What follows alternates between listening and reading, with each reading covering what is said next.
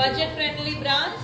So as a beginner ga me career ని ఏ brand తో అయినా స్టార్ట్ చేయొచ్చు. వేయడం తెలిస్తే ఏ బ్రాండ్ తో అయినా మనం సేమ్ ఇంటర్నేషనల్ ఫినిష్ కానీ మీరు ఎలాంటి ఫినిష్ అడుగుతున్నారో అది మనం తీసుకుని రాగలం.